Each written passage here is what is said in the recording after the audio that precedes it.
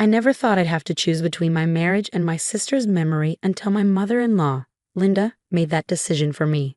The painting had been hanging in our living room for 3 years, the final piece my sister Kate created before cancer took her at 29. It wasn't just art, it was the last piece of her I had left. The day everything fell apart was supposed to be a celebration. My daughter Emma was turning 10, and despite my reservations, my husband James had insisted on having the party at our house. "Mom's been better lately," Kate said, his eyes pleading. "She's even been seeing that therapist we suggested." I should have trusted my instincts. The party started normally enough. Our house was filled with the chaos of excited 10-year-olds, the scent of chocolate cake, and the sound of popping balloons. Linda arrived last, as usual, making her grand entrance with an enormous gift that made all the other presents look insignificant. "Where's my precious granddaughter?" she announced, completely ignoring me as she swept past. 3 years of marriage to her son, and I was still invisible unless she needed a target. I stayed in the kitchen, arranging cupcakes and trying to maintain the peace we carefully constructed over the past few months. Since Kate's death, the painting had been a point of contention. Linda had never approved of it hanging in her son's living room, as she liked to remind me. But James had supported my decision to keep it there, understanding it was my way of keeping Kate's memory alive. The first sign of trouble came when I heard Linda's voice rise above the children's chatter. "Emma, sweetheart, wouldn't you prefer if Grandma got you a beautiful landscape painting for this wall? Something more appropriate?" My hands froze over the cupcakes. Through the kitchen doorway, I could see Emma looking uncertainly between her grandmother and the abstract swirls of blues and purples that Kate had poured her heart into during her final days. "But Aunt Kate made that for Mommy," Emma said softly. "It's special." I saw the familiar tightening of Linda's jaw, the look she got when someone challenged her authority. "Special?" she scoffed. "It looks like something a child would make. You're old enough now to understand that some things are better left in the past." James was outside with the other parents, manning the grill. I should have called him in. Should have seen what was coming. But years of dealing with Linda had taught me to pick my battles. And I foolishly thought she wouldn't make a scene at her granddaughter's birthday party. I was wrong. It happened in slow motion. Linda reached for the painting, her manicured nails gripping the frame. "Let me just move this somewhere more suitable." "Linda," I warned, finally stepping out of the kitchen. "Please don't touch that." She turned to me, her eyes glinting with something I'd seen too many times before. "This is my son's house too, Sarah, and I'm tired of seeing this eyesore every time I visit. Kate is gone. It's time you accepted that and stopped forcing her memory on my family." Before I could reach her, she yanked the painting from the wall. The frame cracked, the canvas tore, and 3 years of carefully maintained peace shattered along with it. The children fell silent. Emma's friends stared wide-eyed at the adults, sensing the tension that suddenly filled the room. Emma herself began to cry softly, and her best friend Amy put an arm around her shoulders. I stood there, looking at my sister's last creation lying broken on the floor, and something inside me broke too, but not in the way Linda expected. "Everyone," I said, my voice surprisingly steady as I pulled out my phone. "I think it's time for a little intermission. Kids, why don't you all head to the backyard? I believe Daddy's got the ice cream ready." The children didn't need to be told twice, filing out quickly, leaving me alone with Linda and a few hovering mothers who were too curious to leave. "Since you've decided to make this moment about you, Linda," I continued, scrolling through my phone, "let's really make it about you. Let's play the voicemail you left me last week when James was working late." Linda's face, which had been set in righteous indignation, suddenly paled. "You wouldn't dare." "You see," I addressed the remaining adults, "Linda's been seeing a therapist, as she's told everyone. But she forgot to mention why. James thinks it's because she's working on her anger issues, but this voicemail tells a different story." "Sarah," Linda's voice shook slightly, "think about what you're doing." I pressed play, and Linda's voice filled the room. "Listen here, you little witch. I know what you're doing, keeping that hideous painting up. You think you can keep manipulating my son with your dead sister's memory? I've seen women like you before, using tragedy to control good men. I'm warning you, either that painting comes down, or I'll make sure James knows the real you. That's been poisoning his daughter against me, turning my own granddaughter into a memorial for your sister instead of letting her be a Matthews. Your sister was nothing to this family, and the sooner you accept that, the better for everyone." The silence that followed was deafening. Through the patio doors, I could see James heading in, probably wondering where everyone had gone.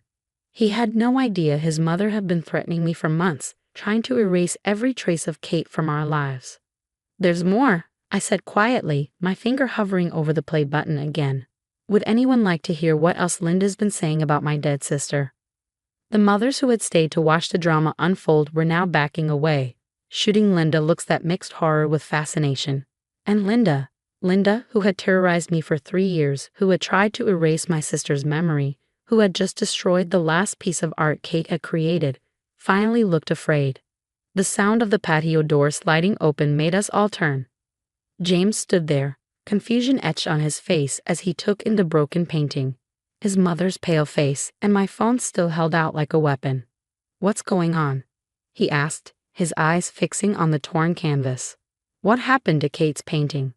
Linda stepped forward, already shifting into victim mode. "James, sweetheart, your wife is trying to cause trouble again. I was just trying to help make the house more presentable for Emma's party. And she—" I pressed play again, letting Linda's own words cut off her lies. The color drained from James's face as his mother's venomous words filled the room for the second time. I watched as his eyes moved from the phone to the shattered painting, then to his mother, who stood frozen like a statue in designer clothes. "Mom," his voice was barely a whisper. "How could you?" Linda's demeanor shifted instantly, tears welling up in her expertly made-up eyes. "Darling, you don't understand. I was just trying to protect our family. This obsession with her sister isn't healthy. Emma needs to grow up in a normal home, not a shrine to—" "A shrine?" I cut in, my voice sharp. "One painting, Linda. One painting of my sister who fought cancer for 2 years, who spent her last days creating this for us, for Emma, so she have something to remember her aunt by." "There are more recordings," I continued, watching Linda's face contort. "Would you like to hear the one where you told me I was tainting the Matthews bloodline by teaching Emma about art, just like my worthless sister? Or maybe the one where you threatened to contest our custody if I didn't start raising Emma properly?" James stepped forward, his hands shaking. "Contest custody? Mom, what is Sarah talking about?" The remaining party guests were inching toward the door, sensing this had moved beyond casual drama into something far more serious. Through the window, I could see Emma and her friends being entertained by one of the other mothers, thankfully distracted from the implosion happening inside. Linda straightened her spine, years of social conditioning taking over. "James, darling, your wife is clearly unstable. I've been trying to tell you this for years. The way she clings to her sister's memory, the way she's influencing Emma. I was only trying to protect my granddaughter. By threatening my wife," James's voice rose, "by destroying the last thing Kate created before she died." "Oh please," Linda scoffed, her mask finally cracking. "That girl was nothing but trouble from the start. Do you know she had the audacity to refuse my offer?" The room fell silent. "What offer?" James asked. I felt my heart stop. This was something even I hadn't known about. Linda's eyes widened, realizing her mistake, but it was too late now. "Mom," James's voice had taken on a dangerous edge. "What offer?" Linda's hands fluttered to her pearl necklace, her nervous tell. It was nothing. Just a small matter between Kate and me before. "Tell him, Linda," I said, my voice steady despite the roaring in my ears. "Tell him what you did, or I'll call Kate's best friend Claire. I'm sure she'd love to share what Kate told her." The mention of Claire's name made Linda flinch. She looked around the room like a cornered animal, but there was nowhere to hide anymore. "Fine," she spat. "You want to know?" I offered to pay for her experimental treatment. James sucked in a breath. "Mom, that's actually kind off." In exchange, Linda continued, her voice hardening, "she had to convince Sarah to break up with you." The silence that followed was absolute. Even the distant sounds of children playing seemed muted. "You?" James struggled to form words. "You tried to bribe my dying sister-in-law to break up my marriage. It was for your own good." Linda's voice rose hysterically. I could see where this was heading. She jabbed a finger at me, was just like her sister. All that artistic nonsense, no respect for family traditions. I knew she'd never fit into our world properly. And look, I was right, She's turned my only granddaughter into what, Mom? James's voice was deadly quiet. Into someone who appreciates art? Who remembers her aunt? Who knows how to love without conditions? But Kate refused, I said softly, pieces of a puzzle finally clicking into place. She refused, and that's why you've hated me even more since she died. Because she chose her sister's happiness over her own treatment. Linda's silence was all the confirmation we needed. How much? James asked. What? How much did you offer my dying sister-in-law to destroy my marriage? Linda lifted her chin. $200,000. The full cost of the experimental treatment in Sweden. James staggered back as if he'd been physically struck. 200. Mom, that treatment might have saved her life. Exactly. Linda exclaimed, seemingly missing the horror in her son's voice. It was more than generous. But she refused. Said she'd rather die knowing her sister was happy than live knowing she'd ruined her life. Stupid, emotional girl. I felt my knees give way, sinking into the nearest chair. All this time, I thought Kate had turned down the treatment because she was tired of fighting, because she'd made peace with her fate. I never knew she'd been offered a chance, a real chance, and turned it down for me. The weight of that love, that sacrifice, crashed over me just as Emma came running in from the backyard. Mommy, when can we do cake? She stopped short, taking in the scene. Her eyes fell to the broken painting on the floor.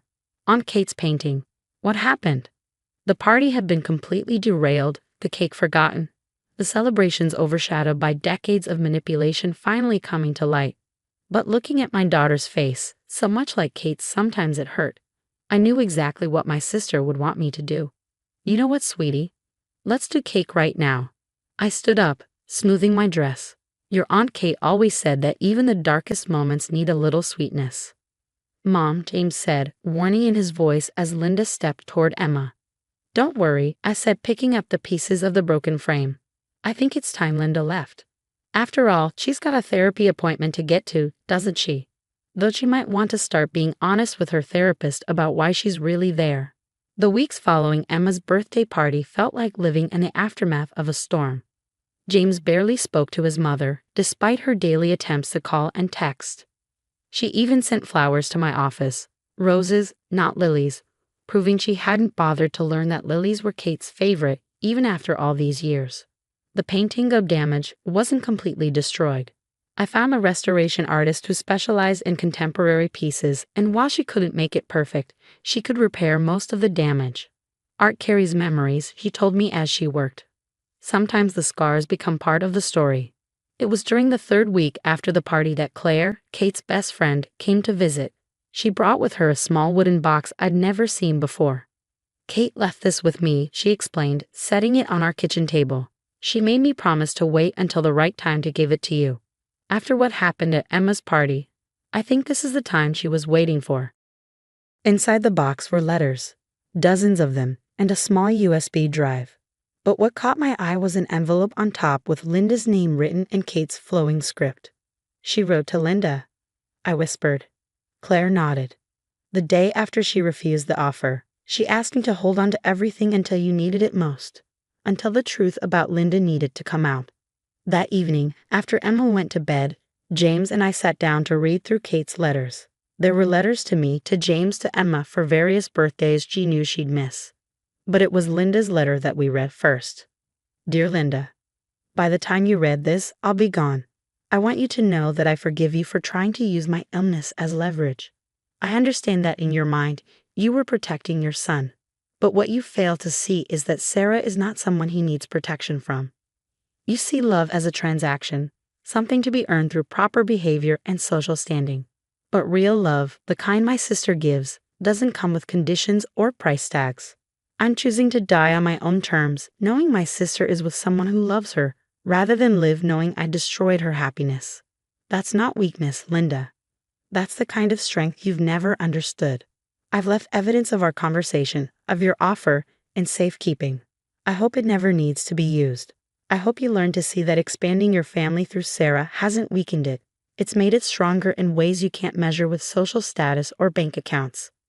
But if you continue to hurt my sister, if you keep trying to erase me from Emma's life, then you'll leave them no choice but to show everyone who you really are. The choice, as always, is yours. With hope for change, Kate. James set down the letter, tears streaming down his face. She knew, he whispered. She knew Mom would never stop, so she left us protection. The USB drive contained recordings of Linda's offer, backed up emails, everything needed to prove what she'd done. Kate had thought of everything. The next day, we invited Linda over. She arrived clutching her designer handbag like a shield, her face set in practiced remorse. Before you say anything, I held up Kate's letter. You should read this. We watched as she read, her hands trembling slightly. When she finished, she looked older, somehow smaller. She forgave me, Linda whispered. Even after what I did, she forgave me. Kate was like that, I said softly. She saw the best in people, even when they were at their worst. It's what made her art so beautiful. She could find light in the darkest places. I've been seeing my therapist twice a week now, Linda said, her voice unusually vulnerable. Really seeing her, really talking. I think I need help. James took his mother's hand. That's a start, Mom. We didn't forgive Linda that day. Trust, like art restoration, takes time and careful work. But we did hang Kate's restored painting back in the living room. The slight cracks in the canvas, nearly invisible unless you knew where to look, told a story of destruction and healing. A month later, Linda brought over a box of her own. Inside were photos, dozens of them, of Kate at family events I hadn't even known she'd attended. Pictures of her with Emma as a baby, at family dinners, candid shots of her painting. I tried to erase her, Linda admitted. But maybe instead I could help keep her memory alive. For Emma, it wasn't a perfect ending. Real life rarely has those. But as I watched Linda sit with Emma, telling her stories about her Aunt Kate that even I hadn't heard, I thought about what Kate had written. Love shouldn't come with conditions, and sometimes the most damaged pieces of our lives can be restored, even if the scars remain visible. The painting hangs in our living room to this day. When the light hits it just right, you can see the places where it was broken and mended. Like our family, it's not perfect, but it's stronger for having been repaired. And somewhere, I like to think Kate is smiling, knowing that her last gift to us wasn't just the painting, it was the truth that finally set us all free.